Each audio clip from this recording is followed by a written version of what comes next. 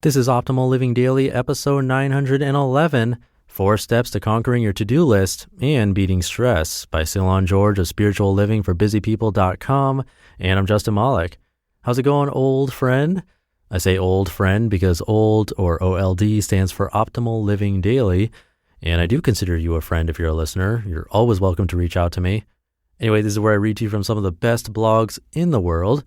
I've been lucky enough to have a couple of sponsors lately, so I'll give you a break from that kind of stuff. So let's get right to it and start optimizing your life. 4 Steps to Conquering Your To-Do List and Beating Stress by Cylon George of spirituallivingforbusypeople.com. How long is your to-do list? Don't have a written one laying around somewhere?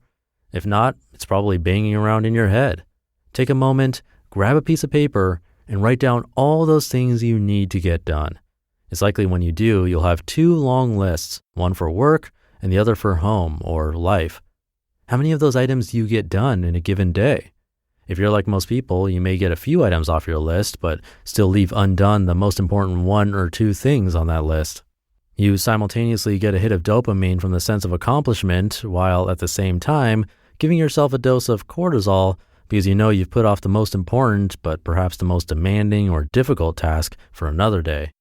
And besides, no matter how much you get done, there's always items left on the list, or new items quickly rush in to repopulate the list. This causes a sense of unlimited frustration and dis-ease. You always feel behind and burdened by all that's left undone. There's this constant, low-level sense of dissatisfaction that causes us to feel unaccomplished, unfocused, and confused. We want more, but we don't know why we want more. We just know from our culture that more is better because our society is built on this bedrock principle. But what works for the stock market and corporate culture is often toxic to our souls because it creates a situation where we're constantly stressed. We're slowly killing ourselves by our relentless drive for more. How can we fight this? Let's go back and examine the myth underlying your to-do list. The "I can do it all" myth. There's one myth floating around that drives our stress more than any other. Let's call it the "I can do anything" myth. Driven by the technological and scientific breakthroughs of the last few decades or so, this myth always shows up in the phrase, "I can be anything." The problem with this philosophy is that it bumps up against the reality of time, thus creating stress. Here's a mathematical representation of the source of most of our stress. Unlimited possibilities plus limited time equals unlimited stress. Because the amount of hours in a day is fixed, the amount of stress we experience is directly proportional to our expectations of what we can accomplish in a given hour, a given day, or a given lifetime. Reducing your possibilities. In order to reduce your stress, you must be willing to reduce your possibilities. It sounds almost sacrilegious to say this in our culture of more, but if you're willing to explore this idea, here are 4 steps to consider. Number 1, acknowledge your limitations. This seems obvious, but based on our actions, most of us seem to be completely unaware of the fact that we have limitations. Our 2 primary limits are our time and our energy. So take a good look at your to-do lists and say, I will likely not complete everything I need to get done today, and that's okay. You're not changing anything. You're just acknowledging the reality that there will always be things left undone. Number 2, prioritize your values and goals. Examine each item on your list and ask yourself these 2 questions. What are you trying to accomplish, goals, and why, values? Do these responses match your most important goals and values? If not, do these items need to be on your list? Number 3, expect to make trade-offs every day. Once you've accepted your limitations and figured out your most important values, you're ready to accept the reality that you make trade-offs every day. The difference here is that you'll begin to do so intentionally rather than haphazardly. Making intentional trade-offs gives you a much better chance of making decisions and keeping with your highest values, thus reducing stress caused by inner conflict. Number 4, practice extreme Pareto.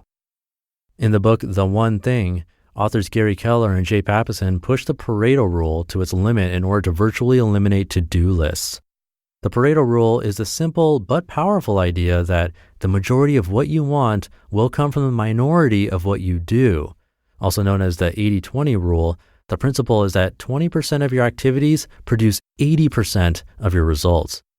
So how does extreme Pareto work? Take a look at your to-do list. Identify the 20% of what you do that drive most of your results. Take the new list and identify the 20% of that list that produce most of the results. Keep going with this process until you end up with one item on your list.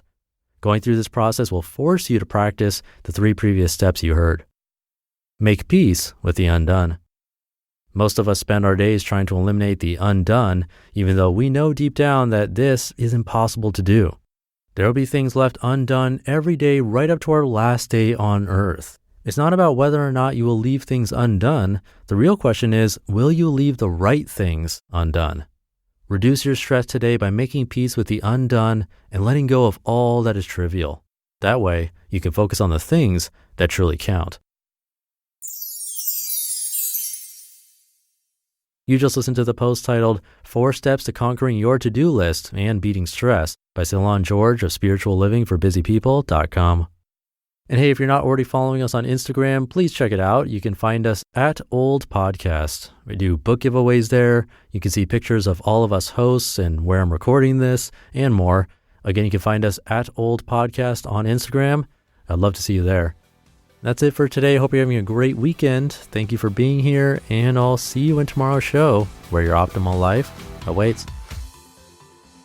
Hey, this is Dan from the Optimal Finance Daily podcast, which is a lot like this show, except more focused on personal finance.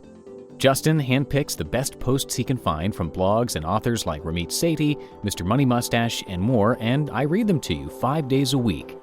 So if you enjoy this podcast, come on over and subscribe to Optimal Finance Daily too. And together, we'll optimize your financial life. You've been listening to Optimal Living Daily. Be sure to hit the subscribe button to stay up to date on each new episode, and head to oldpodcast.com. That's OLDpodcast.com for a free gift, as well as more actionable tips and resources to help you maximize your potential. Thanks for joining us, and remember, your optimal life awaits.